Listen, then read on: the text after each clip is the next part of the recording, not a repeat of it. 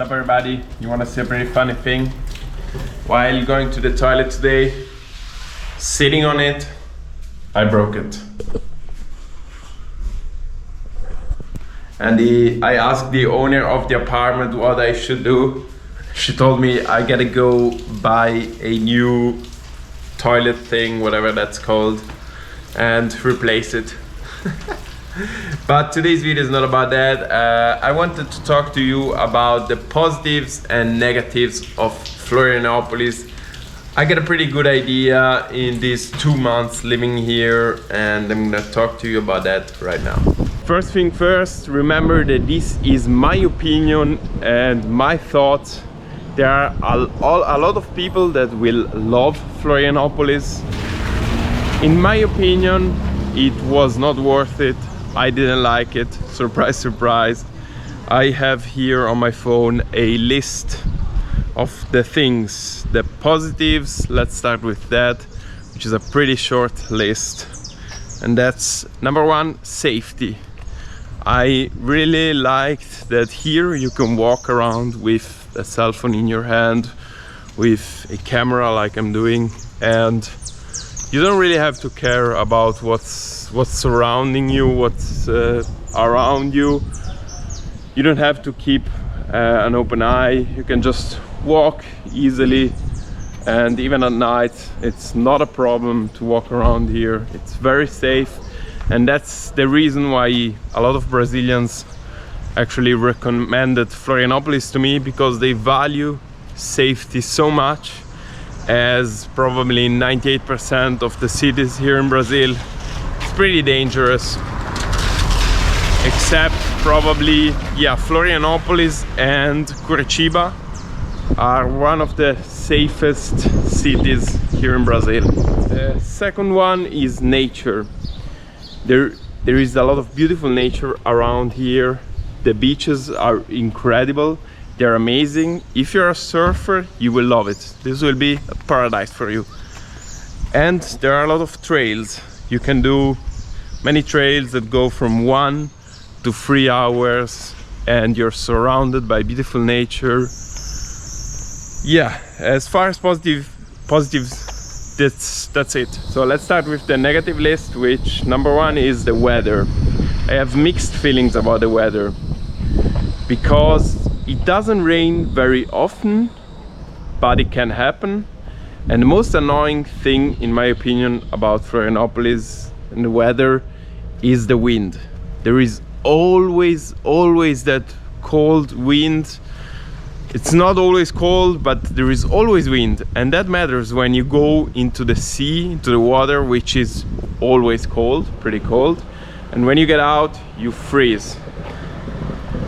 So the weather can be nice. It can be 35 degrees, but even when it's 35 and it's windy, when you get out of the water you're just freezing.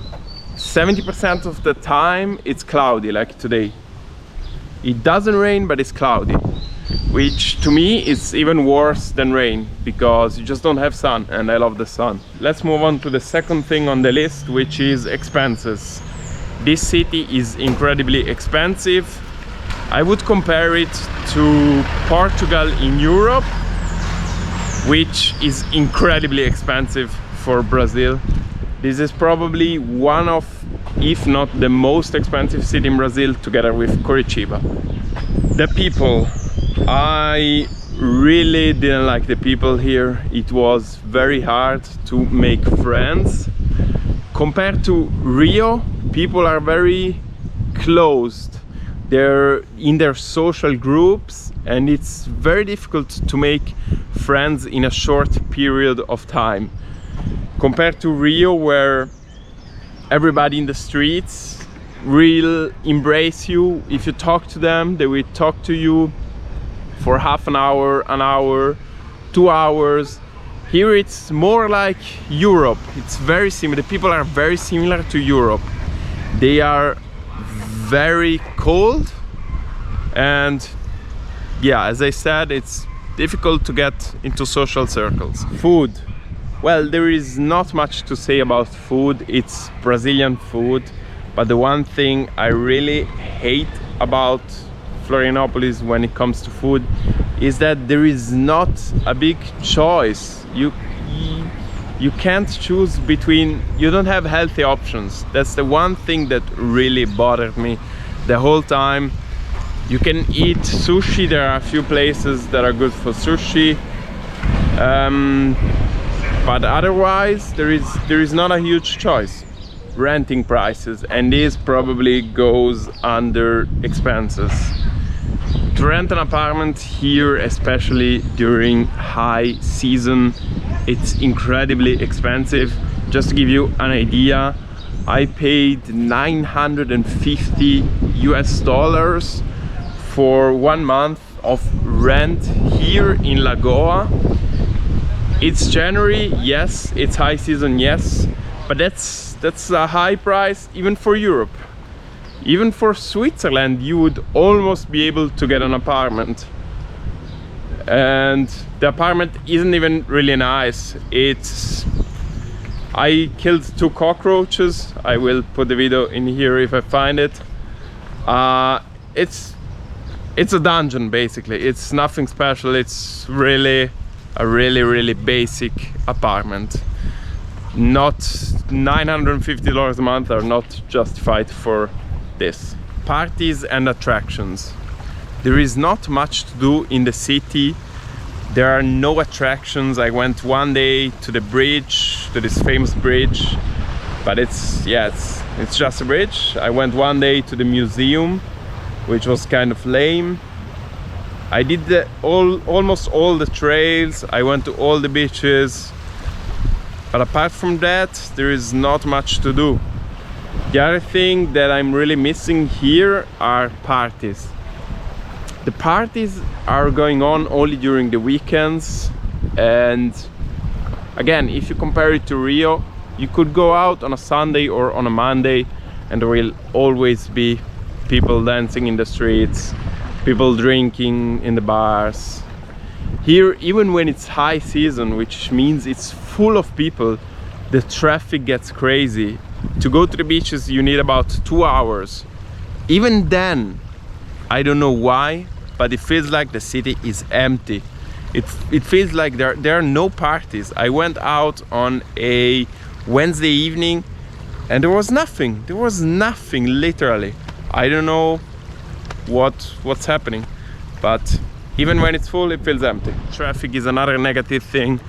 It's crazy, and the thing that really bothers me, it's even when you wanna ask an Uber, you wanna get an Uber ride, it's impossible to get one because drivers, they don't wanna get into traffic. They don't wanna be stuck for 1 hour, 1.5 hours for a $5 ride.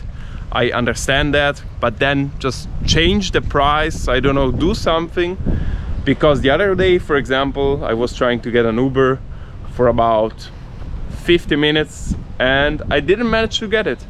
I didn't manage. I searched, but I didn't get it. That brings me to the next point, which is transportation. As I said, Uber, it is an option. It's pretty good when it works. Keyword, when it works. But other than Uber, there are no other options. You can try to get a bus. It's not very efficient because it makes so many stops. To go somewhere which would take you about 20 minutes by car, you will need about 1 hour by bus, 1 hour and 10 minutes probably, something like that. So you're just left with Uber.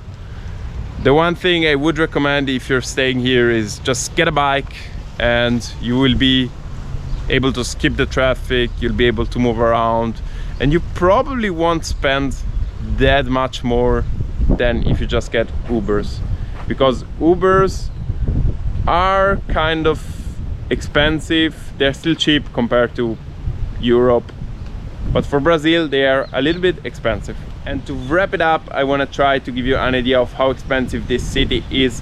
It's starting to rain heavily, that's why I'm standing under this tree. A coconut here costs about 12 reais at the beach, which are $2. And in Rio, you would pay about 7 reais. And in the north of Brazil, Bahia, state of Bahia, you would pay probably about 4 reais, something like that. So this just goes to show how expensive it is. To eat out here, I would say on average I will spend about $5 to $6 for a meal. In Rio, I would be able to spend $3 to $4 for a meal because there are many more options. A coffee here costs about $1.20, and in Rio it would be about $1. It sounds like no difference, but it's still a 25% increase, which is a lot. And yeah, this is my opinion, my thoughts about Florianopolis. I hope you did like the video. I'm starting to get super wet. If you did, leave a thumbs up. If you want to see more, subscribe, and I will see you in the next one. This is what I was talking about when I talked about the weather. That's crazy.